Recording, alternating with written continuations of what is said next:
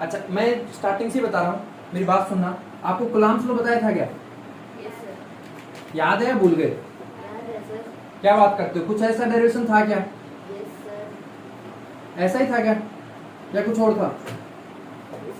मैंने कहा इसका मैं पीछा नहीं छोड़ने वाला, पहले बोल रहा हूँ, जितने टॉपिक होंगे सारे के सारे। यहाँ पर मैं ऐसा लिख दूं क्या? लिख सकता हूँ इस के की जगह पर मैं क्या डाल सकता हूँ? 1/4 पाई एप्सिलॉन नॉट डाल सकता हूँ। तो मतलब समझना, मैं कह रहा हूँ कि F इक्वल टू 1/4 पाई और ये के क्यू और Q2 अपॉन में। अच्छा एक बात नोट की क्या, ये मैंने एप्सिलॉन नोट लिखा है, क्या लिखा है? अब ये इसके आगे नोट लगाने का मतलब क्या है? ये वैक्यूम में है, ये कहां पर है? वैक्यूम में। In vacuum. ये बात समझ में आ रही है यस सर। या ऊपर से जा रही है? आ रही है। चलो कोई बात नहीं, मैं कहूँ इन मीडियम, किस में कह रहा हूँ? मीडियम। किसी मीडियम की बात करूँ, मीडियम समझते हो ना, जैसे इंग्लिश मीडियम हिंदी मीडियम है। Yes sir. नहीं, सॉलिड मीडियम लिक्विड मीडियम जो होता है उस तरीके से, एयर मीडियम वो सब है। तो यहाँ पर लिखूंगा F इक्वल टू 1/4 पाई, इसको मैं एप्सिलॉन की जगह नोट की जगह एप्सिलॉन कर दिया और ये बन गया कोई मीडियम के लिए। ये यहाँ तक क्लियर है या साफ हो गया, आ रहा है? यस सर, एकदम क्लियर है। ठीक है, अगला टॉपिक आता है डाइलेक्ट्रिक कांस्टेंट। क्या आता है? Dielectric constant. ये बात समझ में आ रहा है या ऊपर से जा रहा है? आगे सर। तो डाइलेक्ट्रिक कांस्टेंट का जो है K इक्वल टू फॉर्मूला लेंगे फोर्स इन वैक्यूम। क्या कर रहा हूं? Force in vacuum. ठीक है, और नीचे कह दूंगा force in medium. Clear? Yes sir. अब ये जो ये वैक्यूम के लिए इसलिए नोट लगा रहा हूं, इसके आगे मैं m लगा रहा हूं। ठीक है, समझ जाना। तो K equal to F naught upon में F लिख दो या FM लिख दो। ठीक है, यस सर। F नोट की वैल्यू क्या है जी?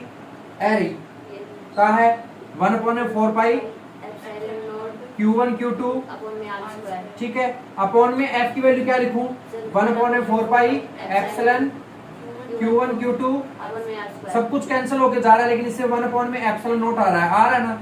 इसमें 1 में एप्सिलॉन आ रहा है, पलटी करें तो क्या आएगा? ये तो ऐसा आएगा, ये ऊपर पहुंच जाएगा, यानी ई अपॉन में एप्सिलॉन अपॉन में एप्सिलॉन नोट आएगा। और ये जो के है ना, इसकी जगह पर आप अब चाहो तो ऐसा सिंबल भी ले सकते हो। ठीक है, ये फॉर्मूला आपका किसका बन गया? डाइलेक्ट्रिक कांस्टेंट का। यानी कि आप यहां पर कह सकते हो कि epsilon r equal to absolute permittivity. क्या बोलोगे? ठीक है, और दूसरा बोल दोगे permittivity in free space. In free space. ऐसा मैंने क्यों किया फ्री स्पेस? क्योंकि नीचे अपने एप्सिलॉन नोट आएगा जो कि वैक्यूम का था, वो फ्री स्पेस में बोल देंगे। ये समझ में आया क्या? यस। एक बार ये टॉपिक इसी से जोड़ के मैंने बनाया है, ये ऊपर से गया, ये नोट करो, फिर मैं बताता हूँ इन्हें वेक्टर फॉर्म। एक वेक्टर फॉर्म और करेंगे इसी टॉपिक से जोड़ के, करो एक बार नोट जल्दी। अच्छा, अब ये जो आपने किया ना, इसके अकॉर्डिंग एक क्वेश्चन का मुझे जवाब दोगे? भाई एक बात सोचो, ये लक्की और प्रेमा आप दोनों, आप एक दूसरे को खींच रहे हो, क्या कर रहे हो?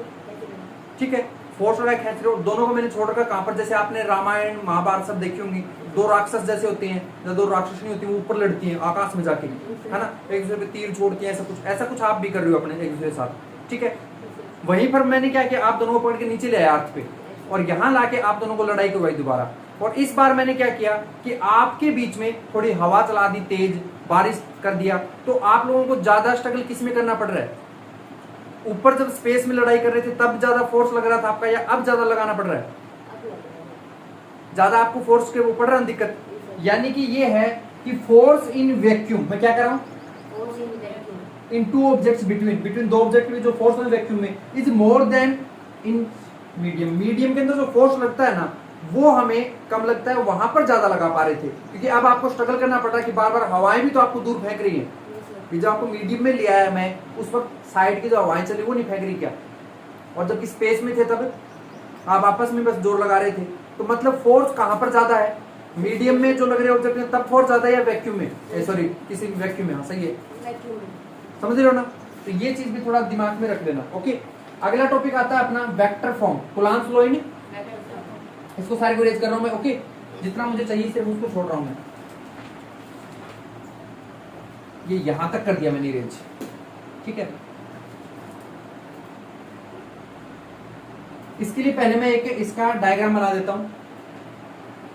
ये ऐसा कुछ है, यहां पर ये आपका मान लो Q1 ऑब्जेक्ट है और ये यहां पर मान लो Q2 ऑब्जेक्ट है। इसके द्वारा लगाया गया इसके ऊपर फोर्स और इसके द्वारा लगाया गया इसका फोर्स। ये तो इसको इधर खींचेगा, वो उसको उधर खींचेगा, और ये ओरिजिन के अकॉर्डिंग है ही। डायग्राम को समझ में आया? ये ऊपर से गया सारा, क्या समझे? ये जो है इससे R2 गैप पर है क्योंकि 2 ऑब्जेक्ट है, और ये इससे ओरिजिन से कितनी दूर है? ये ओरिजिन आपका। क्लियर? नहीं समझे? 3 एक्स वाई जेड उस कोऑर्डिनेट पे अपने ले रखा है इसको, और इसके अलावा इसके द्वारा लगाएगा फोर्स होगा 2 1 वेक्टर, और उसके द्वारा लगाया क्या होगा?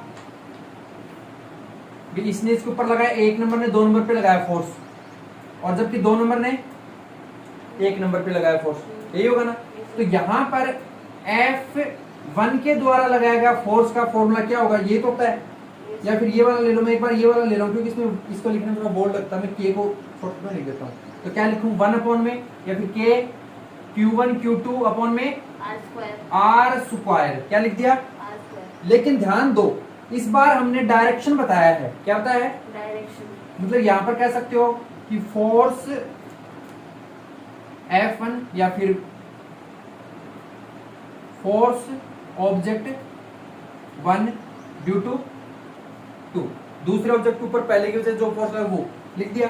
लेकिन जब ये लगाओगे तो यहाँ पर हमें यूनिट वेक्टर लेना पड़ता है। 11th क्लास में आपने देखा होगा यूनिट वेक्टर चलता था, तो हमें यहाँ पर ये 1 2 है तो 1 2 का लेना पड़ेगा ऐसे। तो समझ में आया नहीं आया? इसमें एक्स्ट्रा चीज क्या है? इस फॉर्मूले में इसमें क्या दिख रहा है एक्स्ट्रा? एक तो यहाँ पर 1 2 नहीं था, तो 1 2 अपन ने लगाया क्योंकि वेक्टर के अंदर डायरेक्शन शो करनी पड़ती है।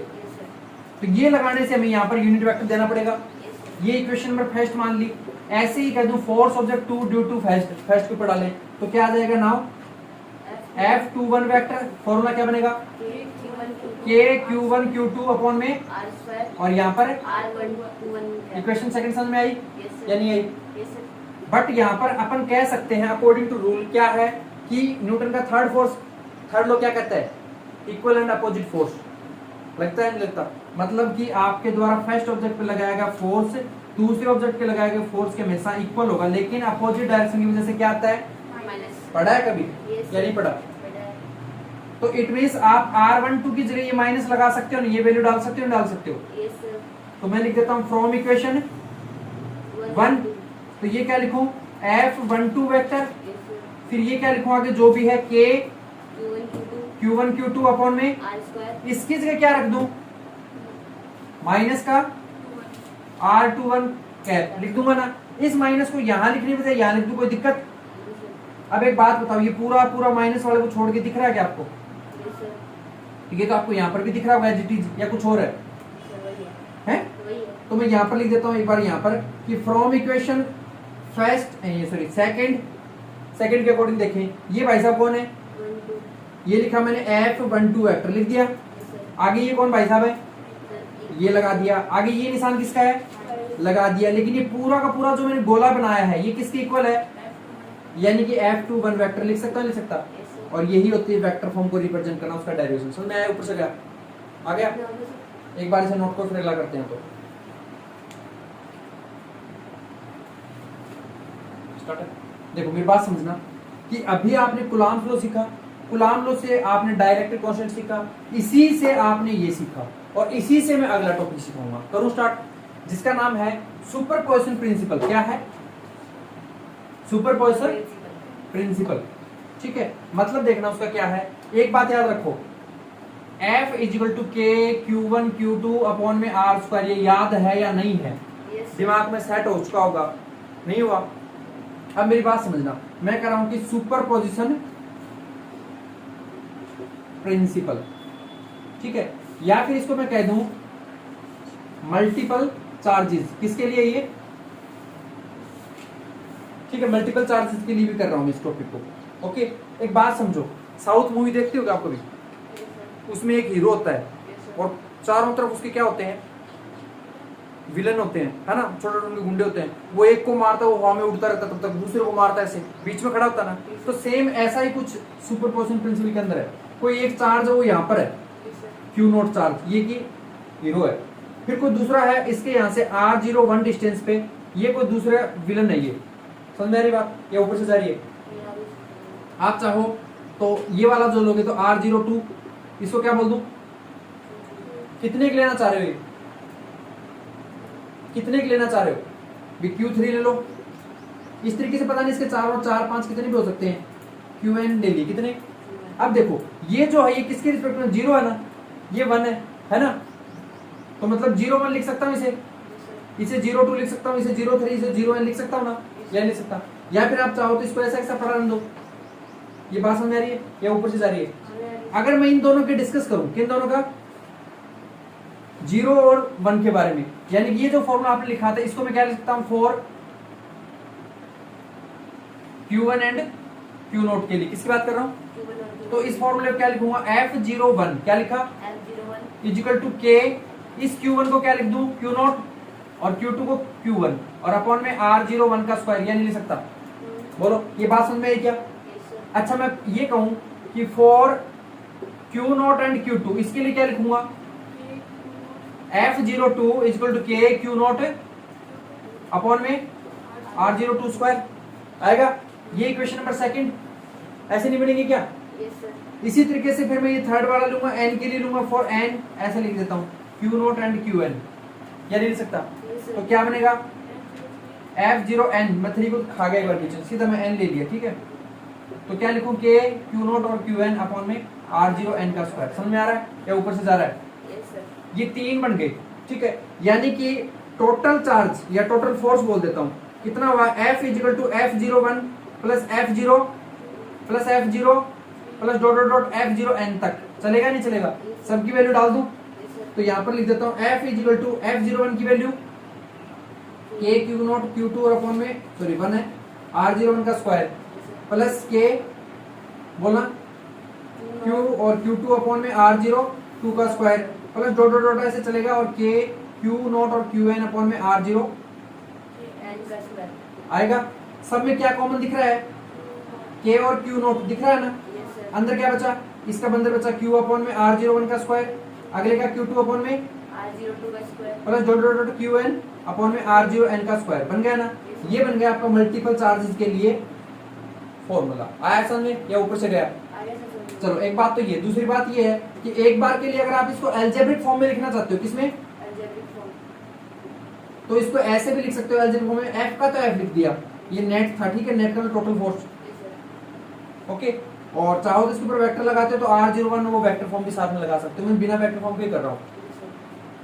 अब ये कौन है भाई साहब, K और फिर मैंने ये लगा दिया अलजेब्रिक सम के लिए, यानी कि प्लस का प्लस में ऐड हो माइनस का माइनस में, इसको I से 1 से स्टार्ट करूंगा, यानी कि इसकी वैल्यू कहां स्टार्ट हो रही है, हो रही है ना, कहां तक जा रही है, n तक जा रही है, तो n लिख दिया।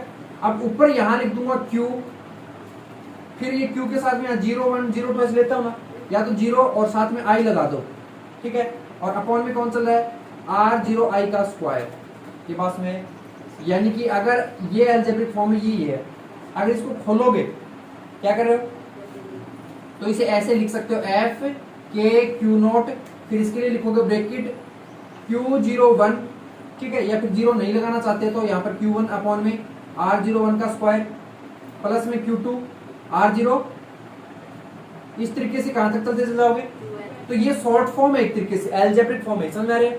तो इस तरीके से आप सुपरपोजिशन चार्ज का भी बना सकते हो इसी टॉपिक से, क्लियर है? अगला टॉपिक फिर करेंगे इसी की हेल्प से, यहाँ तक क्लियर है? तो इतना कर लो नोट, बाकी करेंगे बाद में, ओके।